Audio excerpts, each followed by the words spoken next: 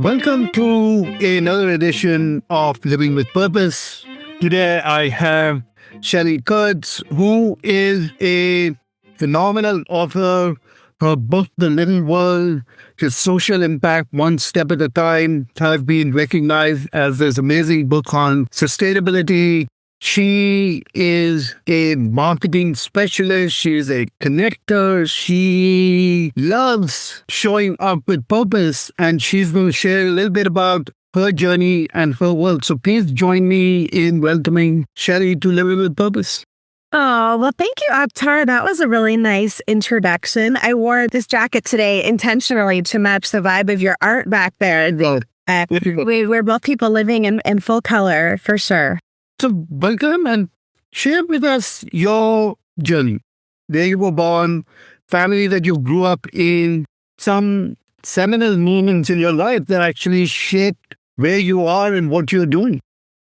Well, it's a little bit of a common tale and at the same time, a really unique situation that I grew up in. My father was born in Cuba and he came to this country when he was 10 as a foster child through Operation Peter Pan, that many may remember was part of the program that brought young children through Miami. And he was processed and didn't know any English. So he really grew up in a place where he was very much an outsider to the language. He didn't have his family.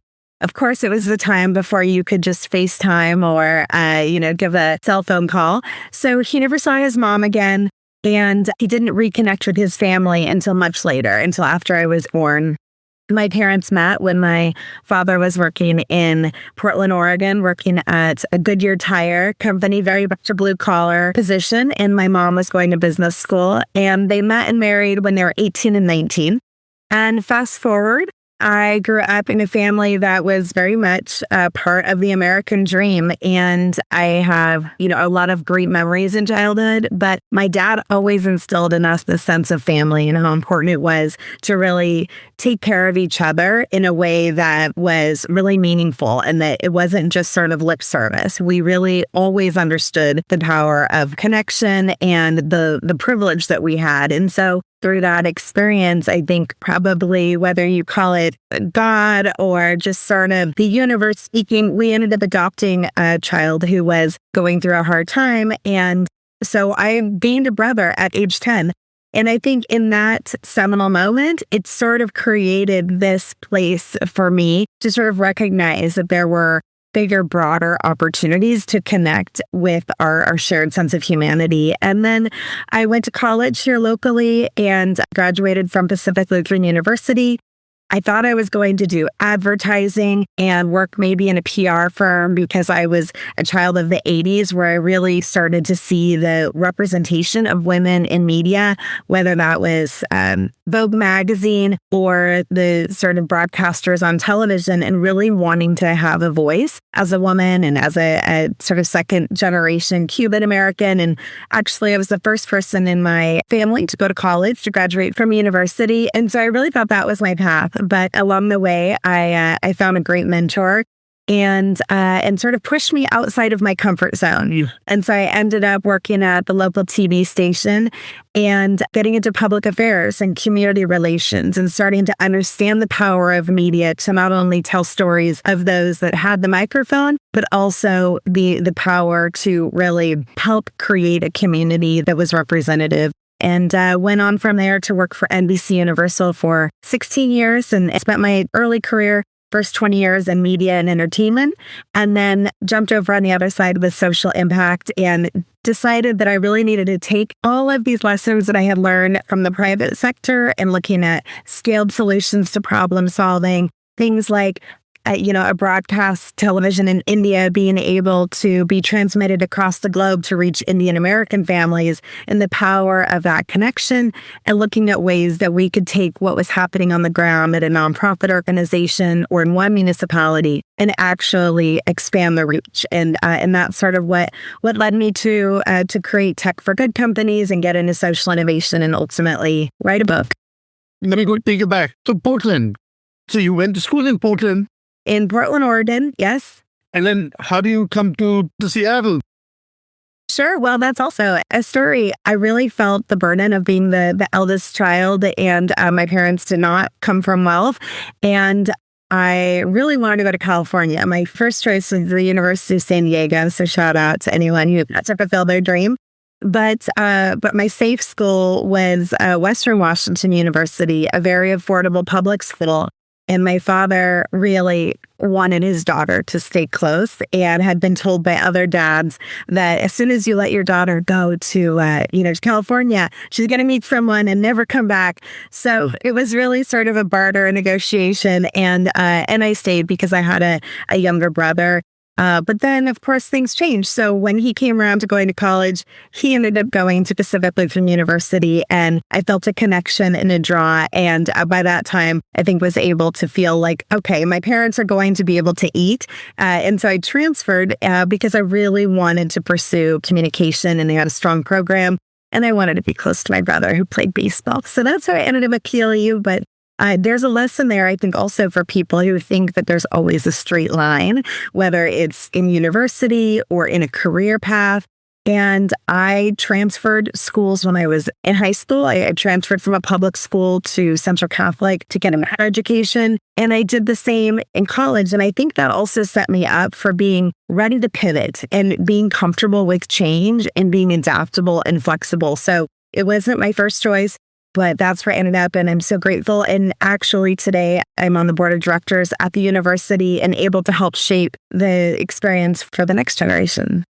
So this is, again, there's some very important points that you just highlighted for our listeners. It's never a straight line. How do we navigate these little folks that come in our life? And the choices that we make really is what reflects back on you as to how you're going to show up in society. So you go into this media, you get to TV, NBC, Universal. Now, were you always stationed working off the Seattle area, or were you elsewhere? I was always based here. In fact, when I started working for the company in the year 2000, I actually worked from home, which was pretty significant at the time. That was really not the norm. And the reason that happened was because they were looking to have people based in important communities that had large multicultural population that could really get proximate to the political scene, to the nonprofit organizations, to the local media. And at the time, it was a really important moment for our state of Washington because we had the first Chinese American governor. I don't know if you remember Gary Law. Yes, of course. And in the importance of the 2000 census in really shifting the narrative and for the first time having the data to show the changing face of America. And therefore really becoming a battle cry for brands and consumer-driven companies like Comcast and NBC Universal to recognize that if they were to really grow their customer base, that they needed to look at a very different topography in terms of the kinds of people that were behind their remote controls in this case. So they put me in Seattle. They also put someone in Houston and Washington, D.C. and Chicago. So I was part of this kind of SWAT team of community-based managers to really understand what was happening on the ground and build relationships. And so I was really fortunate. But yeah, I really always found that you have to stay connected to the work. And once you're no longer feeling that spark, that drive, that growth mindset, when you feel like you've no longer pushed yourself, it's really time to let someone else learn and grow. And so that's when I really sort of recognized that there was an opportunity to take what I had learned and move to the next step. So media is a fantastic medium, right? Because it gets you connected to the community, whatever that community may be.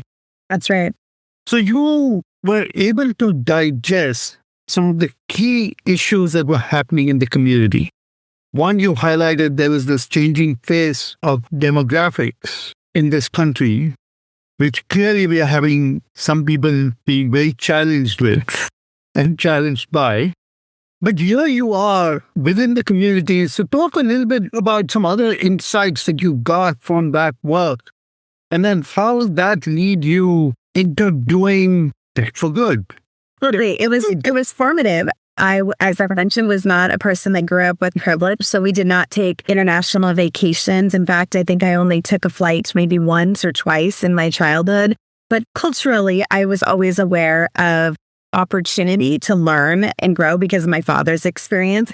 So I think travel was always something that fascinated me, but I didn't have the means to do. And so through this experience, getting really close and learning from those in community that had that experience or had immigrated to the U.S. from refugee circumstances and other family ties, it really helped me expand my worldview.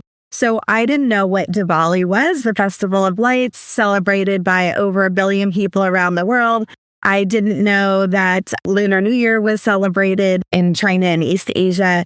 I learned so many things. I didn't know what pho was. I never had really cultural food.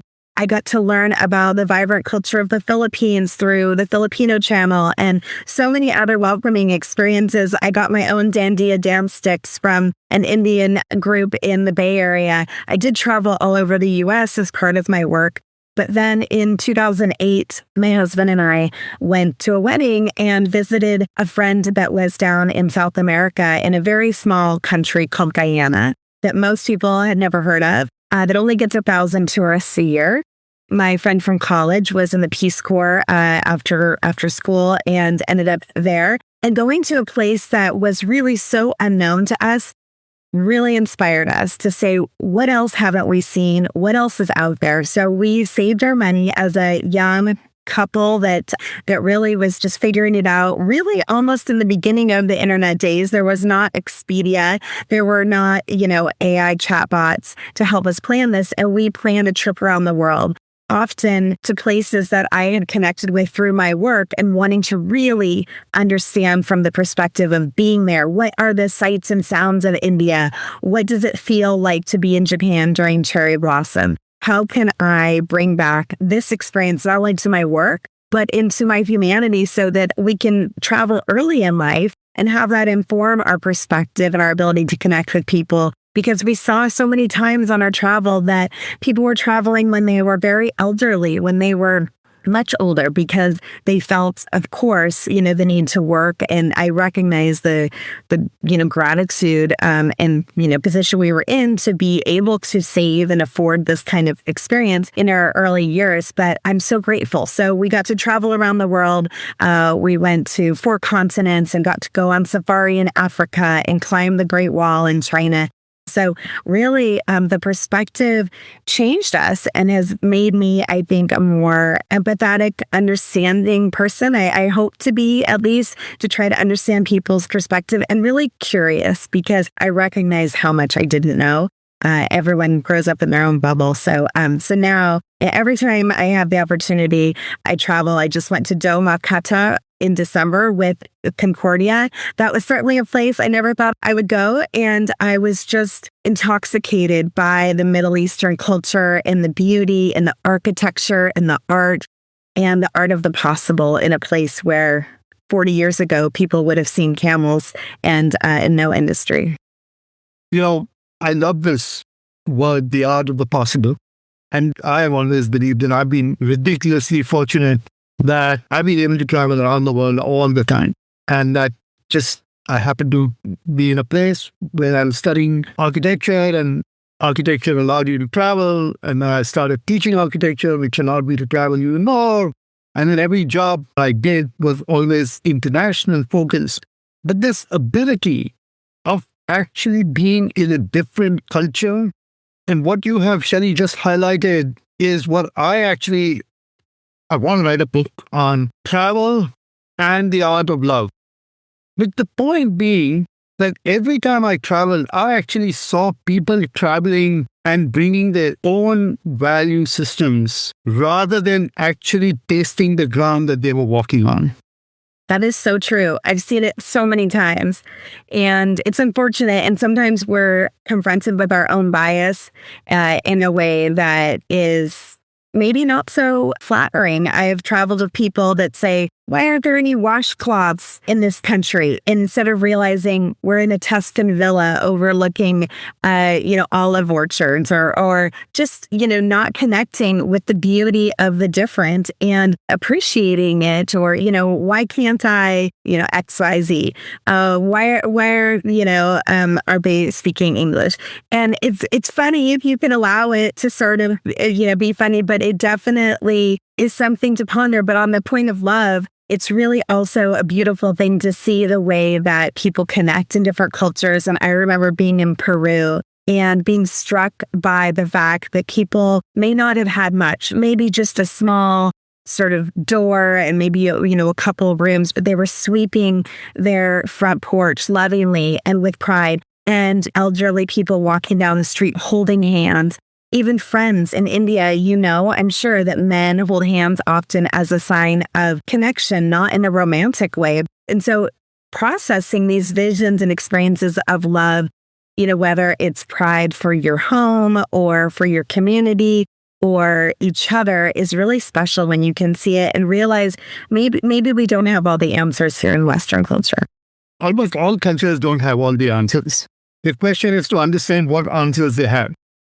So here is this formative experience, right? So you travel around the world, you come back, and how did Tech for Good show up?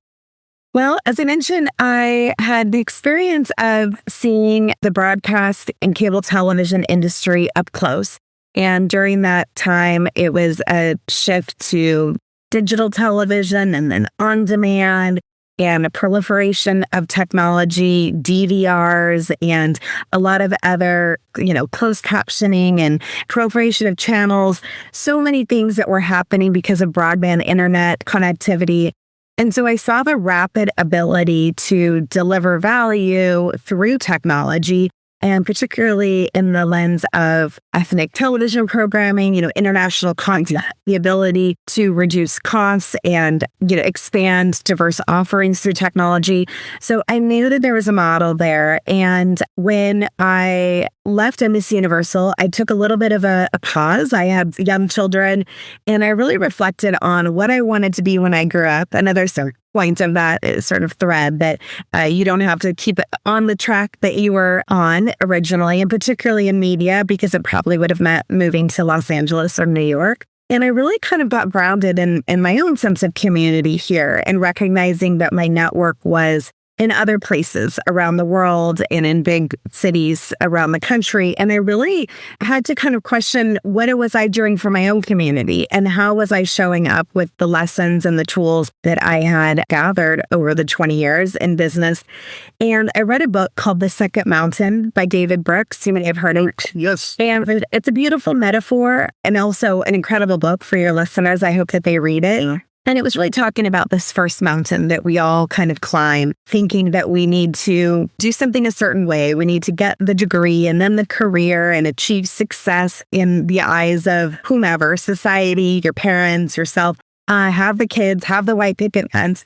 Second mountain is really about how can you get grounded in your community, and how can you really, in a sense, live your purpose more intentionally, more personally. And so I started thinking about that, and I teamed up with Luis Salazar, who I know you spent time with at Microsoft. He was the brilliant technologist and product evangelist who was the sort of creator of what became Office 365 under Jeff Rake's team. And so he kind of came at it from a technology perspective. I came at it from the ability to connect people. And so we teamed up to create Giving Tech Labs in 2017 with this idea that, we could bring new models and support to a sector that had really been hungry for technology, but also for attention to be able to see their value. And so in some ways, that early PR side of me, that hype person, that media vision in my mind was so clear that if we could just get the social sector to recognize their buying power, their incredible, impact collectively, we could really build tools and platforms and solutions that could serve many, as opposed to every organization. I think today we have maybe 1.8 active nonprofit organizations. Instead of each of them building their own solutions, we could level up and see what the commonalities are and be able to approach the problem solving from that lens. So I didn't start by saying, I'm going to go tech companies, but what came out of that was human-centered design, listening and learning, where real problems are, the pain points, and then building solutions to address that. So, you talked about the second mountain. I have a slightly different opinion about the whole thing. So, I think you are working on purpose. I'm going to, jump right into that after this. I've been working on purpose, as my listeners know. And I believe that if we can inculcate purpose in our young people early on, there is no first or second mountain to climb. I agree. I love that. I agree. Right. I agree. We created the first mountain through economic forces and through sort of this industrial approach. But absolutely, I agree with you. I don't mind industrial forces. Yes, you have to go to work. But if every day you are showing up with purpose in whatever you do, then there is no second mountain to climb. I agree. I often hear people say, that they're working for the man or they're doing this work. And then when they retire, then they're going to volunteer or go on a mission or do the work that they're really passionate about. And one of the sort of tenets that we had at Good in Tech Labs is that you really can do good and do well. Yeah, there are pathways for to show up. In fact, you can do that within any type of organization, whether you're at a Fortune 500 company or, you're working as a social worker or in some other aspect. And purpose is not just about work. Talk a little bit about why purpose is important to you. Well, like you, I know that you've spent a lot of time teaching and working with young people in the next generation. I ended up getting to go back to my alma mater this year as an adjunct professor and teach college seniors and then graduate MBA students using our book, This Little World, How to Guide for Social Innovators, as the curriculum. But what I recognize is absolutely this, that young people are looking for pathways to understand how to do this and to know that it's okay. And in their defense, they didn't have a lot of representation. Many of these students now are first generation students. Their parents didn't have the luxury of sort of pontificating about purpose. They are working 2-3 jobs. And these students are really trying to figure this out. And so I really want to strip it back for them and get really simple. What are you good at and what do you love to do? It's often the simple questions that are the hardest.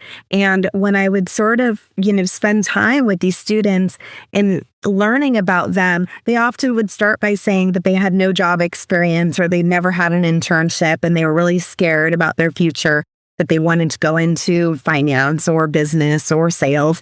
And so I would talk to them and learn about all of these incredible leadership skills that they develop, maybe coaching, elementary school students or volunteering at their church or helping their parent with their business and helping them see that their values are unique and powerful and their worldview is valued. And that it is absolutely, to your point, not just about where you've gotten a paycheck, but who you are and how you can bring your full self into a situation, whether that is, working for someone else or, furthering your education or just feeling worthy in your own value set, and that purpose is not finite. And that you can continue to be a seeker and be curious about yourself and about others. And sometimes you learn more when you realize what doesn't feel good. And I think being honest about that and, who you want to surround yourself with and why, and feeling that energy that is really personal. Surround yourself with positive energy. Do things that give you joy. We have moved that away from our culture. It's like everything has to be hard or everything has to be technical. And the reality is that I want to bring more fun into conversations. I want to live with joy. I want other people to have permission to feel good about, their day, their week, their month, their year. And somehow we lost that along the way. Everything got really serious and difficult and juxtaposed instead of finding the joy and the ability to have fun living your one true life. Exactly. So as we come to an end of our conversation, and I we can continue this for a whole hour, give us your one word and nugget, a piece of wisdom that you want our listeners to focus on? I think it's simple, but it's something that I've seen be really transformative for individuals and for organizations. And it is think big, start small. And I think that, whether that is something you want to do or the kinds of relationships you want to have, or maybe just being intentional about finding joy, I think painting the what if, the magic wand picture for yourself is really table stakes. If you don't, life will paint it for you. And so remember that you have the brush. So think big, think bigger than you thought was possible, because I think that today, especially, we tend to think within constraints. And I really want to help people remove the constraints. And purpose can be anything. You can literally now more than ever really find a path to whatever you want to do, but start small. And that means starting, literally starting today, right now, when you're inspired or when you see someone that you admire, tell them, reach out. If you see something that, you want to do and you're not sure how, go research it. There's so many resources at your disposal. So think big, start small is my nugget. I love this. Think big, start small, but start. Start. Don't wait for somebody else. Go do the damn thing. I love it. So, to our listeners, if you did not remember, This Little World, Social Impact One Step at a Time is a fantastic book. Please go read it. It will give you so many insights to think big, start small, but get up and do it. With that, Shelly, thank you so much for being on the podcast. Again, purpose is the renewable source of energy that continues to drive humanity forward. Show up with purpose. It's not about giving back. It's actually about showing up. Shelly, thank you so much. Live with purpose. Live with purpose.